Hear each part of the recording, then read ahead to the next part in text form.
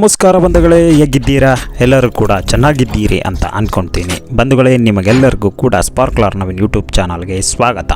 ಭಾರತ ಮತ್ತು ಆಸ್ಟ್ರೇಲಿಯಾ ವಿರುದ್ಧ ನಡೀತಿರ್ತಕ್ಕಂಥ ಮೂರನೇ T20 ಸರಣಿಯಲ್ಲಿ ಆಸ್ಟ್ರೇಲಿಯಾ 186 ರನ್ಗಳ ಗುರಿ ನೀಡಿದೆ.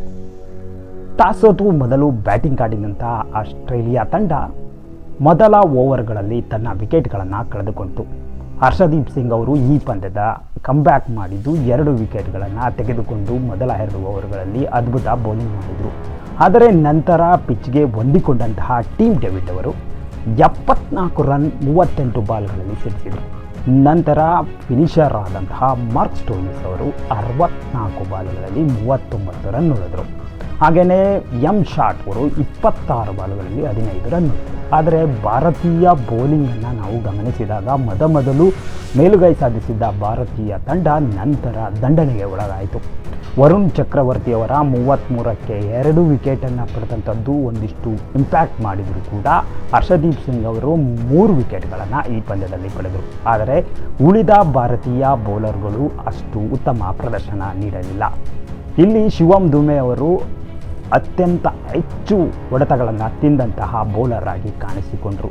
ಜೊತೆಗೆ ಭಾರತೀಯ ಫೀಲ್ಡಿಂಗ್ ಕೂಡ ಅಷ್ಟು ಉತ್ಕೃಷ್ಟವಾಗಿರಲಿಲ್ಲ. ಬಂಧುಗಳೇ, ಈ ಒಂದು ಮೊದಲ ಇನ್ನಿಂಗ್ಸ್ನಲ್ಲಿ ಆಸ್ಟ್ರೇಲಿಯಾ 186 ರನ್ಗಳನ್ನು ಗುರಿ ನೀಡಿದೆ. ಆಸ್ಟ್ರೇಲಿಯಾ ವಿರುದ್ಧ ನಡೆಯುತ್ತಿರುವ ಮೂರನೇ T20 ಪಂದ್ಯದಲ್ಲಿ ಭಾರತ ಅದ್ಭುತವಾಗಿ ಜಯ ಗಳಿಸಿದೆ.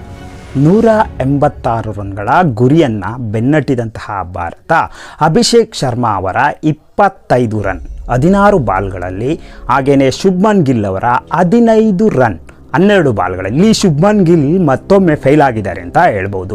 ಸೂರ್ಯಕುಮಾರ್ ಯಾದವ್ ಅವರ 24 ರನ್ 11 ಬಾಲ್. ಸೂರ್ಯರವರು ಅದ್ಭುತವಾದ ಆರಂಭವನ್ನು ಪಡೆದರು, ಉತ್ತಮ ಬೌಂಡ್ರಿಗಳನ್ನು ಕೂಡ ಗಳಿಸಿದರು. ಆದರೆ ಶುಭ್ಮನ್ ಗಿಲ್ ಅವರು ಹೆಚ್ಚು ದೊಡ್ಡ ಮೊತ್ತವನ್ನು ಕಲೆ ಹಾಕುವುದರಲ್ಲಿ ವಿಫಲರಾದರು. ಆದರೆ ತಿಲಕ್ ವರ್ಮಾ ಅವರು 29 ರನ್ 26 ಬಾಲಲ್ಲಿ, ತಿಲಕ್ ವರ್ಮಾ ಅವರ ಸ್ಟ್ರೈಕ್ ರೇಟ್ ಕಡಿಮೆ ಇದ್ದರೂ ಕೂಡ ಈ ಒಂದು ಪಂದ್ಯಕ್ಕೆ ಅವಶ್ಯಕವಾಗಿತ್ತು. ಈ ಒಂದು ಪಂದ್ಯದಲ್ಲಿ ಒಂದು ವಿಶೇಷವಾದ ಬ್ಯಾಟ್ಸ್ಮ್ಯಾನ್ ಹೊರಹೊಮ್ಮಿದ್ರು. ಅವರು ಯಾರೂ ಮತ್ತಾರೂ ಅಲ್ಲ, ವಾಷಿಂಗ್ಟನ್ ಸುಂದರ್. ಭಾರತದ ಈ ಆಲ್ರೌಂಡರ್ ಈ ಪಂದ್ಯದಲ್ಲಿ ಬೌಲಿಂಗ್ ಅಂತೂ ಮಾಡಲಿಲ್ಲ. ಆದರೆ ವಾಷಿಂಗ್ಟನ್ ಸುಂದರ್ ಅವರು ಅದ್ಭುತವಾಗಿ ಬ್ಯಾಟಿಂಗನ್ನು ಮಾಡಿದರು.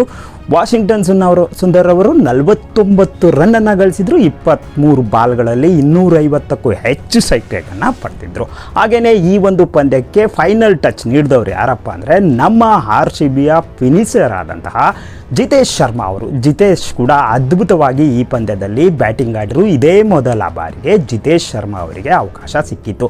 ಜಿತೇಶ್ ಶರ್ಮಾ ಅವರು 22 ರನ್ಗಳನ್ನು 13 ಬಾಲ್ಗಳಲ್ಲಿ ಗಳಿಸಿದರು. ಹಾಗೆಯೇ ಆಸ್ಟ್ರೇಲಿಯಾ ಪರ ನೆತಿನ್ ಎಲಿಸ್ 3 ವಿಕೆಟನ್ನು ಪಡೆದು 36 ರನ್ನಲ್ಲಿ. ಈ ದಿನದ ಒಂದು ಪಂದ್ಯದಲ್ಲಿ ಆಸ್ಟ್ರೇಲಿಯಾ ಮಂಕಾಗಿ ಕಾಣ್ತಾ ಇತ್ತು. ಯಾಕಪ್ಪ ಅಂದರೆ ಆಸ್ಟ್ರೇಲಿಯಾದ ಬೌಲಿಂಗ್ ಅಷ್ಟೊಂದು ಮನಚಾಗಿರಲಿಲ್ಲ. ಜೊತೆಗೆ ಆಸ್ಟ್ರೇಲಿಯನ್ ಫೀಲ್ಡಿಂಗ್ ಕೂಡ ಅಷ್ಟು ಅದ್ಭುತವಾಗಿರಲಿಲ್ಲ. ಈ ಒಂದು ಪಂದ್ಯದಲ್ಲಿ ಭಾರತ ಈ ಒಂದು ಸರಣಿಯ ಜೀವಂತವಾಗಿರಿಸುವಲ್ಲಿ ಬರೆದಿದೆ. ಭಾರತ ತಂಡದ ಈ ಒಂದು ಬ್ಯಾಟಿಂಗನ್ನು ಗಮನಿಸಿದಾಗ ಈ ಟೀಮ್ ಪರ್ಫಾರ್ಮೆನ್ಸ್ ಎದ್ದು ಕಾಣುತ್ತೆ. ಎಲ್ಲ 10 ರನ್ಗಳನ್ನು ಗಳಿಸಿದರೆ ಎಕ್ಸೆಪ್ಟ್ ಗಿಲ್ ಅವರನ್ನು ಬಿಟ್ಟು. ಗಿಲ್ ಅವರು ಕೂಡ ಫಾರ್ಮಿಗೆ ಮರಳಿದರೆ ಭಾರತ ಈ ಸರಣಿ ಗೆಲ್ಲುವಲ್ಲಿ ಪ್ರಮುಖವಾಗಿ ಮುನ್ನಡಿ ಹಿಡುತ್ತೆ ಅಂತ ಹೇಳ್ಬೋದು. ಈ ಪಂದ್ಯದ ಬಗ್ಗೆ ನಿಮಗೆ ಏನನ್ನಿಸ್ತು ಅಂತ ಕಾಮೆಂಟ್ ಮಾಡಿ ಬಂಧುಗಳೇ. ಹೆಚ್ಚಿನ ವಿಡಿಯೋಗಳಿಗಾಗಿ ನಮ್ಮ ಚಾನಲ್ನ ಲೈಕ್ ಮಾಡಿ, ಸಬ್ಸ್ಕ್ರೈಬ್ ಮಾಡಿ. ಧನ್ಯವಾದಗಳು. Thank you.